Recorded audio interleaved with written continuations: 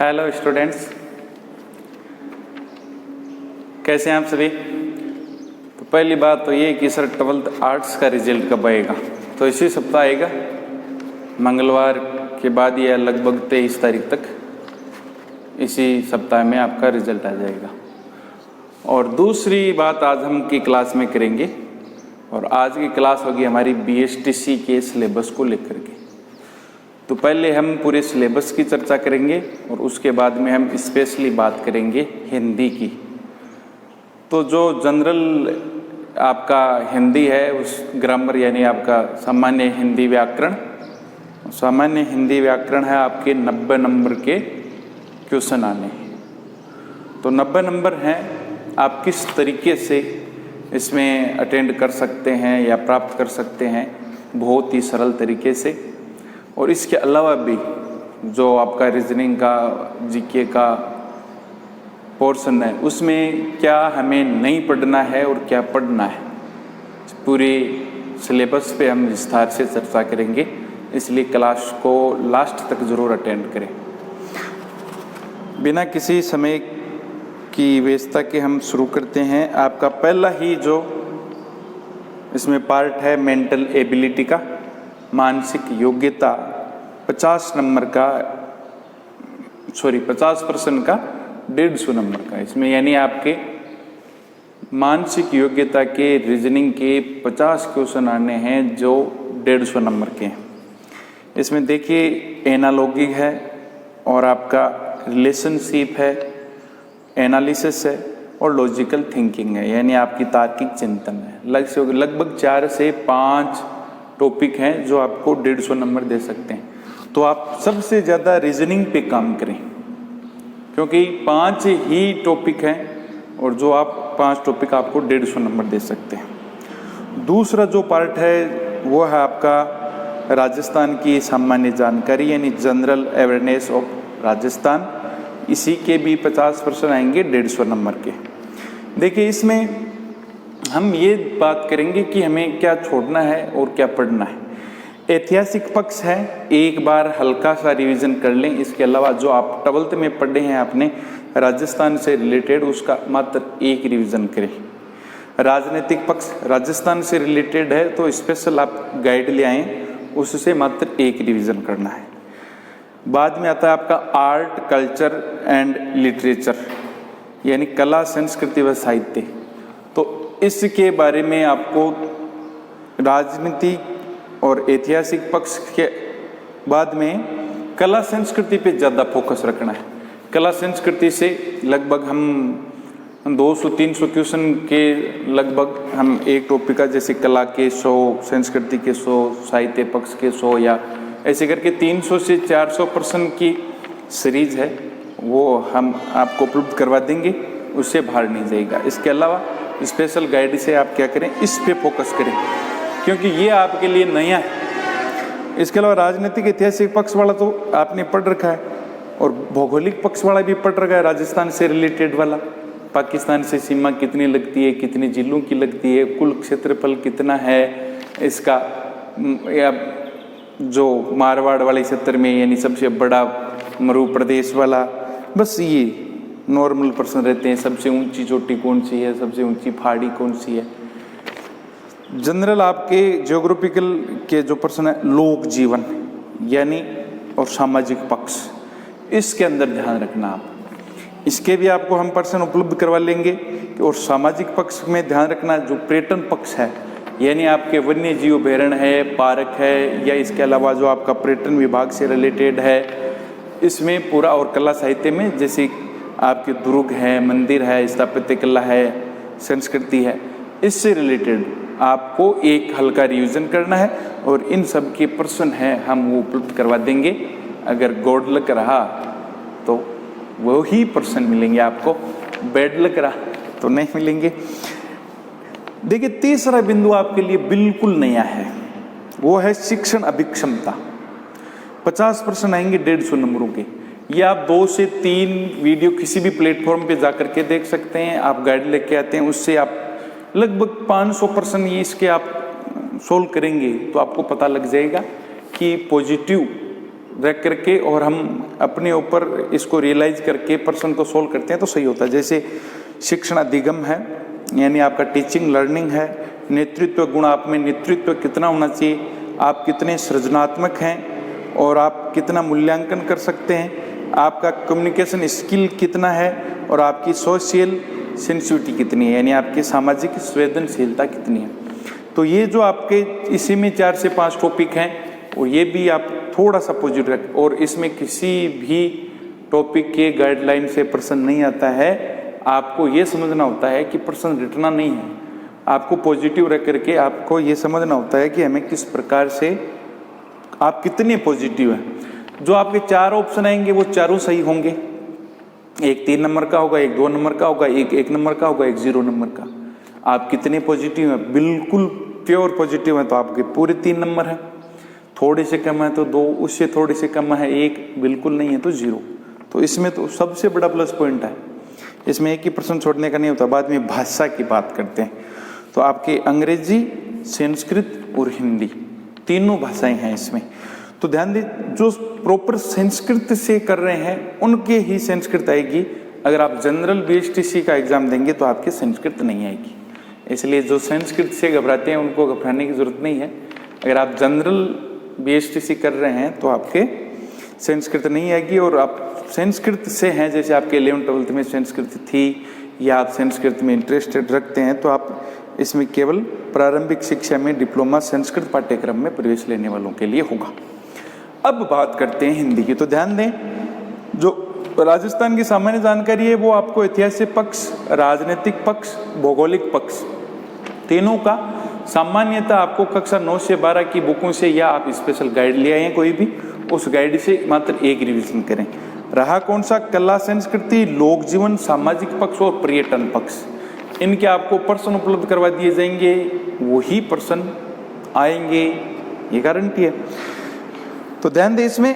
अब बात करते हैं अपन हिंदी की। तो इंग्लिश का जैसे आपको सबको पता होना चाहिए अब तक, क्योंकि एग्जाम की डेट नज़दीक आ गई है। तो इसमें देख सकते हैं आप, नरेशन आएंगे, प्रीपोजिशन आएगी, आर्टिकल्स हैं और इसमें करेक्ट ऑफ सेंटेंस है, काइंड ऑफ सेंटेंस है, जिसमें टेंस है, वोकेबलरी है और पर्यायवाची हैं, विलोम शब्द हैं और आपका स्पेलिंग एरर है। तो बिल्कुल आपकी जनरल इंग्लिश है। इसी प्रकार से जनरल हिंदी है। हिंदी के देखिए आपके 30 प्रश्न आएंगे और भाषा योग्यता में जो यानी एक प्रश्न 3 नंबर का होगा तो 3 3 9 यानी 90 नंबर का आएगा। तो जीके का है वो आपको हम हर संभव उपलब्ध करवा देंगे जहाँ तक हमसे होगा। इसके अलावा हिंदी की प्रॉपर हम आज सिलेबस की बात भी करेंगे। और देखिए हर क्लास के लिए, चाहे वो 9th का हो, 10th का हो, 11th 12th या किसी भी कंपटीशन एग्जाम का हो, चाहे आप कोई इंटर्स एग्जाम दे रहे हैं जिसमें हिंदी आएगी, चाहे बीएसटीसी का हो, बीएड का हो या 4 वर्षीय बीएड का हो या फिर पीटीटी का हो, तो ये हर वो एंट्रेंस एग्ज़ाम या वो कंपटीशन एग्ज़ाम जिसमें सामान्य हिंदी व्याकरण आएगी, उस हिंदी व्याकरण के पाठ्यक्रम में आपको सबसे पहले ये ध्यान होना ज़रूरी है कि हमारा सिलेबस क्या है और वो सिलेबस किस जगह, कितने नंबर कोड पर है। क्योंकि आप अगर आपने ये देख लिया कि पैसा बीएसटीसी में संधि आएगी, आपने सीधा उठाया संधि पढ़ना शुरू कर दिया या सीधा आपने सर्च किया किसी भी प्लेटफॉर्म से आपने संधि, चलो लिखो संधि, स्वर संधि पढ़ रहे हैं स्वर, अब आपको ये पता ही नहीं कि ये इसका रूप क्या है, ये आया कहाँ से।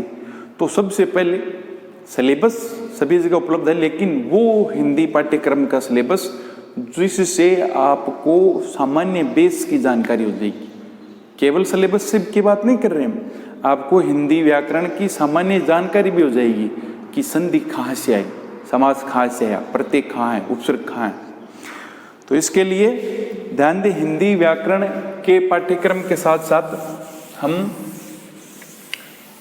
ये मान के चलें आप कि आपका हिंदी का जो है सिलेबस शुरू हो गया या आपका लेक्चर शुरू हो गया है और हिंदी जो व्याकरण है इसको आप अगर सीरियसली पढ़ना चाहते हैं या पढ़ रहे हैं तो पेन कॉपी उठाएं और जो बातें मैं लिखवा रहा हूँ वो नोट डाउन करें। ताकि आपको हमेशा काम में आने वाली चीज है, और वो है आपकी हिंदी व्याकरण।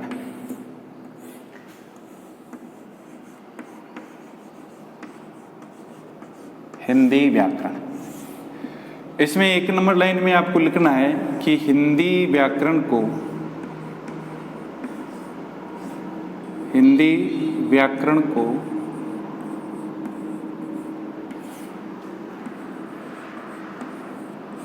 मुख्यतः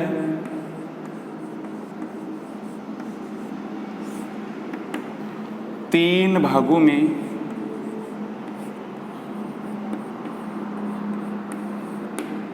बांटा जा सकता है। कितने भागों में बांटा जा सकता है? 3 भागों में। और आपको वो 3 भाग लिखने हैं। 1 नंबर लिखना आपको वर्ण विचार। एक एक चीज नोट डाउन करते चलें, जिस प्रकार से लाइन है उसी हिसाब से, हमेशा के लिए काम आने वाली चीज़ है। आपको आगे चल करके भी, आप BSTC एंट्रेंस एग्जाम कर रहे हैं, कल 1 वर्ष 2 वर्ष बाद में आप कंपटीशन में आएंगे टीचिंग लाइन में, तो इसके लिए आपको हमेशा वर्ण के बाद में क्या आता है? शब्द। तो इसके लिए शब्द विचार। जो बच्चे ऑफलाइन मेरे पास पढ़े हुए हैं वो उनको ध्यान है कि किस प्रकार से हमने हिस्ट्री पढ़ी उसी प्रकार से हम हिंदी पढ़ेंगे। तो वर्ण के तुरंत बाद क्या आएगा? शब्द। क्योंकि शब्द वर्ण क्या है? तो वो उच्चारित वह सबसे छोटी इकाई जिसके और अधिक टुकड़े नहीं किए जा सकते, वो वर्ण है। और वर्णों से क्या बनेगा? शब्द। और शब्द से क्या बनेगा? वाक्य। बस 3 ही पार्ट हैं आपके वाक्य विचार। देखा जाए तो हिंदी में मात्र 3 ही पार्ट हैं, पार्ट लेसन। ध्यान दें, उसमें टॉपिक होंगे वो अलग होंगे, केवल पार्ट है वो आपके 3 ही होते। 3 पार्टों में आपकी पूरी हिंदी व्याकरण हो जाती है। कौन कौन से लिख लें? वर्ण विचार, शब्द विचार, वाक्य विचार। अब वर्णों के मेल से शब्द बनेगा और शब्दों के मेल से वाक्य बनेगा, और वाक्य में शब्दों का सही तरीके से पदानुक्रम होगा तो वो क्या कहलाएगा? पद कहलाएगा। ये आप नोट डाउन कर लें। और इसके बाद में हम 1 नंबर की बात करेंगे और वो होगा अपना वर्ण विचार।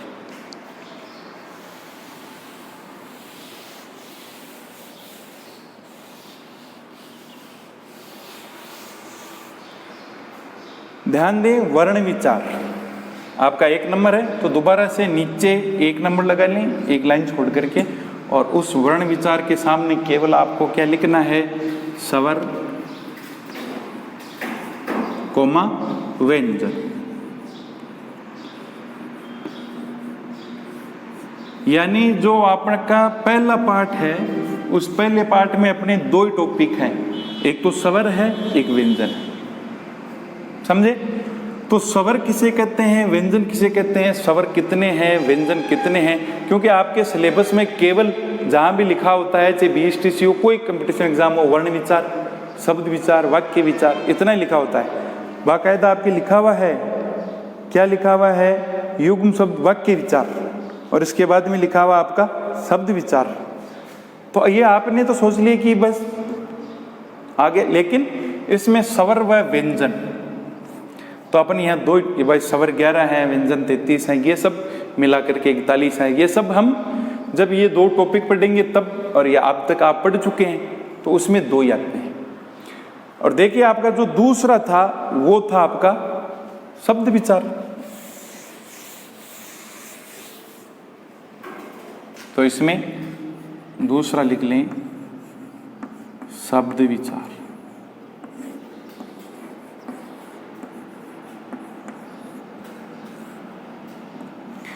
अब देखिए शब्द विचार है वो 4 प्रकार से होगा। अब इसमें इसका जो दूसरा जो था बिंदु, अपना दूसरा पार्ट है, उसमें 4 प्रकार होंगे। यहां लिख लें आप, शब्द विचार है उसके 4 प्रकार है। तो बड़े नंबर है वो मैं चैप्टरों के लगाता हूं और टॉपिक के लगाता हूं मैं छोटा। तो यानी जो शब्द विचार है उसके 4 प्रकार हैं, और उसका जो पहला प्रकार है वो है उत्पत्ति के आधार पर।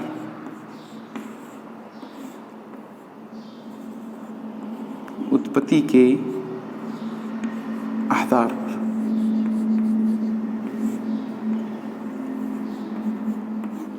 कितने प्रकार के होते हैं? 4 प्रकार के। ये फिर 4 प्रकार के हैं।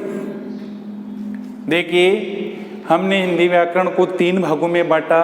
कौन से? वर्ण विचार, शब्द विचार, वाक्य विचार। बाद में हमने पहला चैप्टर पढ़ लिया।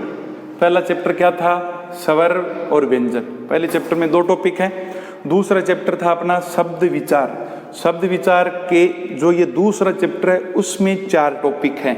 और वो 4 टॉपिक में पहला टॉपिक कौन सा है? उत्पत्ति के आधार पर शब्द हैं। वो कितने प्रकार के होते हैं? 4 प्रकार के। अब देखिए, यहाँ स्टार लगाएंगे। कौन से? तत्सम। अब समझ में आएगा धीरे धीरे आपके।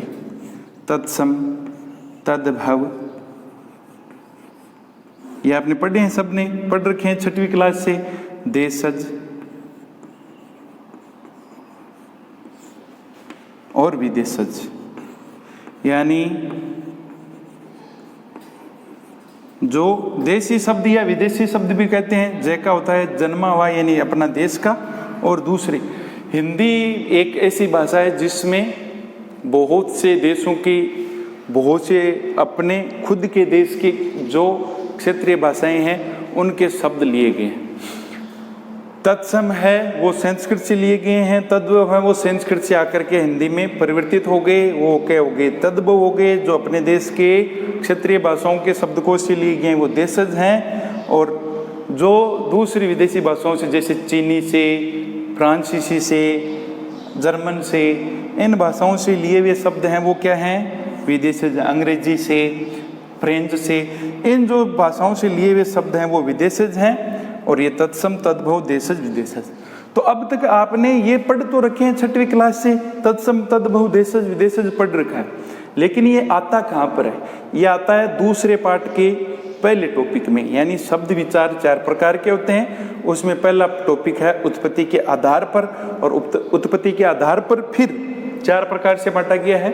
तत्सम, तद्भव, देशज, विदेशज। ये आप नोट कर लें। और इसके बाद में जो दूसरा है रचना या बनावट के आधार पर, नोट कर लें आप। 1 मिनट का टाइम है आपके पास में।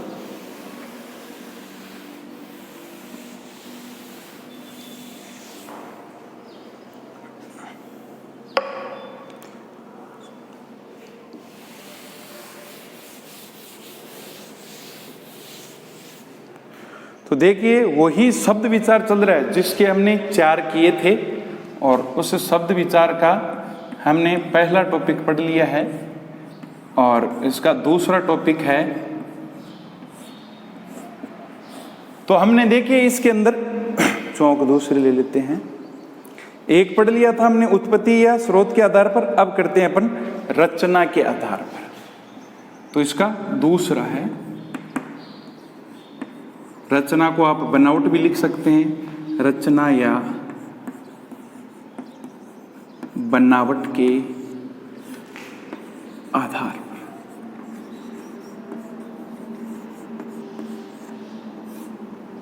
रचना या बनावट के आधार के ऊपर शब्द कितने होंगे? 3 प्रकार के होंगे। साथ साथ में नोट डाउन करते चलेंगे, आपको साफ दिखाई दे इसलिए दोबारा साफ कर देते हैं। तो इसमें लिख लें 3 प्रकार के होंगे। ध्यान दें, 3 प्रकार के कौन से? स्टार लगा लें। पहला लिख लें यौगिक शब्द।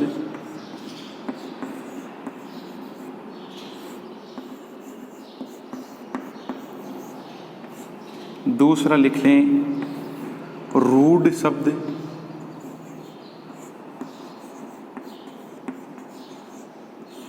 और तीसरा लिख लें योग रूढ़। योग है रूढ़ शब्द। ये 3 प्रकार के होते हैं।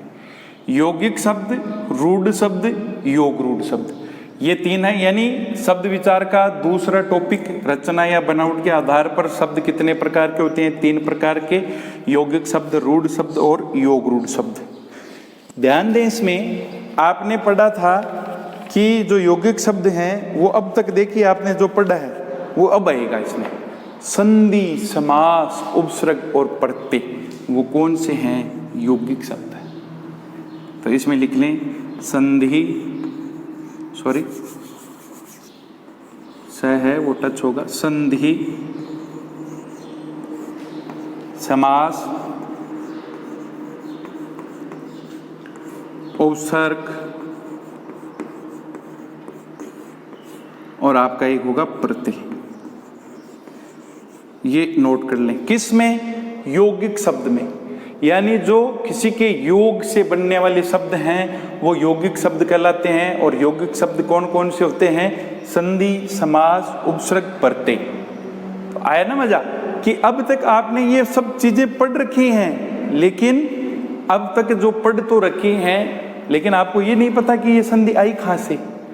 तो अपने हिंदी के केवल 3 ही चैप्टर थे, वर्ण विचार, शब्द विचार, वाक्य विचार। वर्ण विचार में सब स्वर व्यंजन, शब्द विचार को हमने 4 भागों में बांटा था।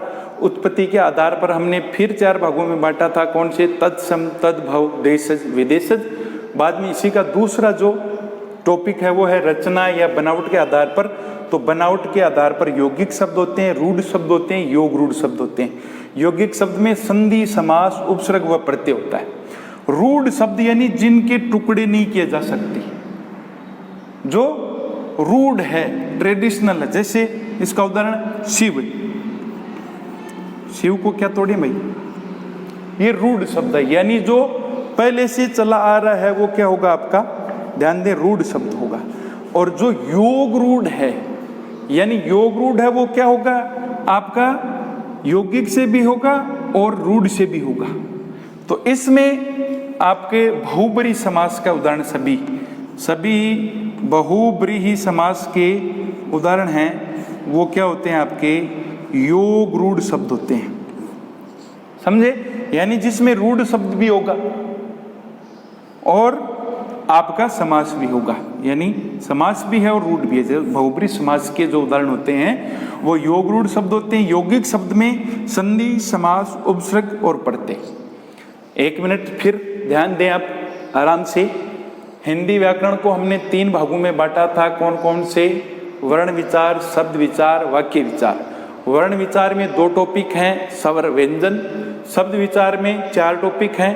पहला था उत्पत्ति के आधार पर, कौन से? तत्सम, तद्भव, देशज, विदेशज। ये सभी आप ये नोट डाउन करके रखेंगे, क्योंकि मैं जब प्रॉपर पढ़ाना शुरू करूंगा तो हम करेंगे भाई आज वर्ण विचार का पहला टॉपिक डालो स्वर, दूसरा टॉपिक डालो व्यंजन। आज शब्द विचार का पहला टॉपिक डालो उत्पत्ति के आधार पर, तत्सम, तद्भव, देशज, विदेशज, दूसरा, तीसरा, चौथा। तो आपको ये प्रॉपर पता रहना चाहिए पूरा बाइनरी कोड से कि कौन सा कहाँ पर है। और रचना या बनावट के आधार पर यौगिक शब्द होते हैं 3 प्रकार से। यौगिक फिर इसको यह कर सकते हैं यौगिक, योग रूढ़, रूढ़। आपको याद रखना है, रूढ़ है जैसे चले आ रहे हैं योग रूढ़ में, जो यौगिक भी है और रूढ़ भी है। नोट डाउन कर लें। और तीसरा शब्द जो आपका इसमें आता है वो आएगा, लिख लिया 1 मिनट।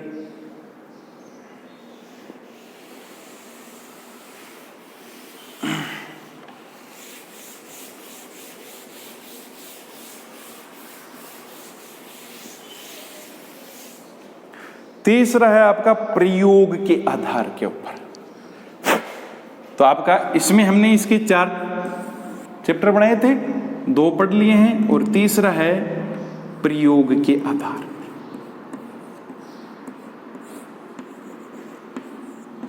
प्रयोग के आधार पर शब्द विचार हैं वो 2 ही प्रकार के होते हैं। 2 कौन कौन से? देखिए आप जब लास्ट तक देखेंगे तो आपको पूरा समझ में आ जाएगा। आपने पढ़ा है विकारी शब्द, विकारी शब्द। तो इसका बाद में आपने उल्टा भी पढ़ा है, अविकारी शब्द, अविकारी शब्द। तो जो आपने कक्षा 6 से 12 तक ये पढ़े हैं, ये पढ़ तो लिए लेकिन ये नहीं पता ये कौन से बाइनरी कोड में है।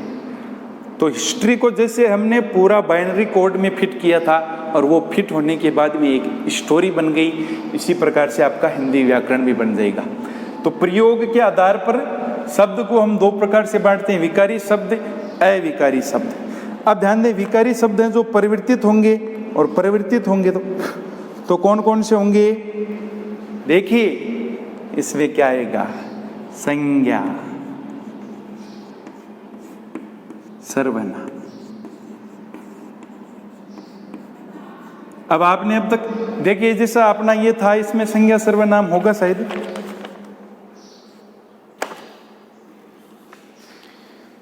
हाँ तो देखिए इसमें दिए हुए हैं, संधि भी है, उपसर्ग भी है, प्रत्यय भी है, आपका वाक्य वाला भी है, विलोम शब्द भी है, पर्यायवाची, ये आगे भी जस्ट बात करते हैं। तो इसमें देखिए संज्ञा सर्वनाम वाला यानी ये विकारी शब्द हो गए और आपका विशेषण क्रिया, इसी में मैं यहाँ लिख रहा हूँ विशेषण व क्रिया, ये सब टॉपिक पढ़े हुए हैं आपके, लेकिन आपको ये अब तक नहीं पता चला कि ये कहाँ तक आई, समझे। और आगे हम बात करते हैं इसी की अविकारी शब्द की। तो अविकारी शब्द में यानी जो क्या होंगे, अपरिवर्तनशील हैं, जो परिवर्तित नहीं होते हैं, जिसमें किसी क्रिया का बोध होता है, यानी जो क्रिया बोधक शब्द होते हैं, समुच्चय बोधक होते हैं, संबंध बोधक होते हैं, विस्मय बोधक होते हैं। तो यानी जिसमें ये आपके है ना, तो विस्मय बोधक,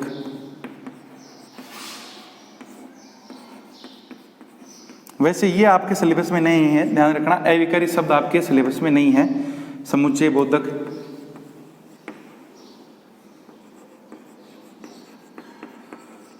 तो जो यानी अपरिवर्तनशील है, अपरिवर्तितशील है, वो क्या होंगे, आपके अविकारी शब्द होंगे। तो इसके अंदर आपका अव्यय आ जाता है, समुच्चय बोधक आता है, विस्मय बोधक आता है, क्रिया विशेषण भी इसी में आता है।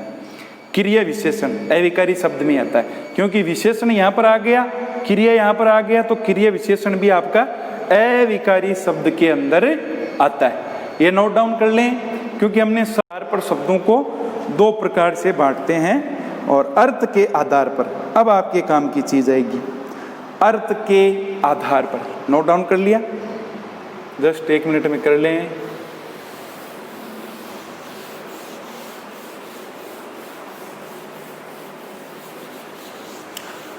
और अपना तीसरा था वो था अर्थ के आधार पर।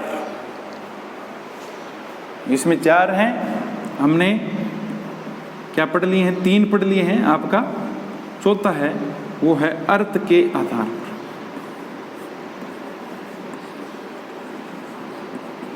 अब आपके काम चीज है, और अर्थ के आधार पर कितने प्रकार के, बेटा जी 9 प्रकार की। तो ध्यान दें, आपके जो मात्र 3 ही पार्ट थे उसमें, इसमें 4 थे, बाद में पहले वाले में 4, फिर 3, फिर 2 और फिर आपके 9। इस 9 में अब आपकी काम की चीज आएगी, और ये 9 आपको सीधे लिखने हैं, जैसे पर्यायवाची,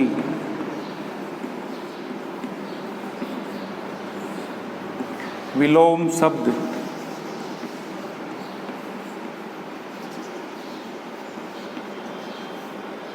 साथ साथ में नोट डाउन करते चलेंगे। पर्यायवाची, विलोम शब्द, लोकोक्ति, मुहावरे, नीचे लिख देता हूं लोकोक्ति, ये सब आपके VSTC में आने वाले हैं। मुहावरे, वाक्य के लिए एक शब्द वाला होता है ना, वाक्य के लिए एक शब्द, वाक्य के लिए एक शब्द, एकार्थ शब्द, अनेकार्थ शब्द लिख लें। वाक्य के लिए मैं शॉर्ट में लिख रहा हूं, वाक्य के लिए एक शब्द, एकार्थ शब्द जिनका एक ही अर्थ होता है, एकार्थ शब्द, अनेकार्थ शब्द, अनेकार्थ शब्द। तो ध्यान दें, इसमें ये जो 9 प्रकार हैं आपके लिए वाक्यांश के लिए, लोकोक्तियां, मुहावरे, पर्यायवाची, विलोम शब्द, युग्म शब्द, एकार्थ, अनेकार्थ और आपका पारिभाषिक शब्दावली। तो ये जो 9 प्रकार हो गए, ध्यान दें इसमें, ये आपके काम की चीज है। ये अपने क्या पढ़े हैं, 2 पार्ट पढ़े हैं। अब तीसरा पार्ट है अपना वाक्य विचार।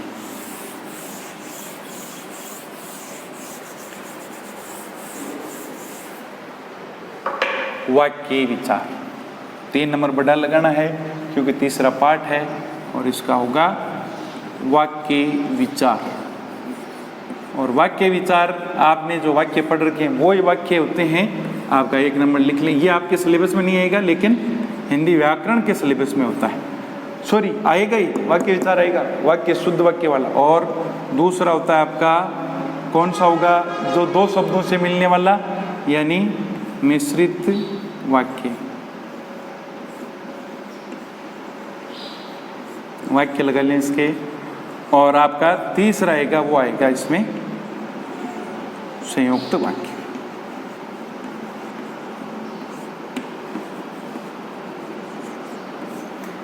तो वाक्य विचार वाला आपके 3 हैं, साधारण वाक्य होते हैं, मिश्रित वाक्य होते हैं, संयुक्त वाक्य होते हैं, काल, कारक, विराम चिन्ह ये जो आपके नहीं होते हैं, वैसे इसमें छूट गया।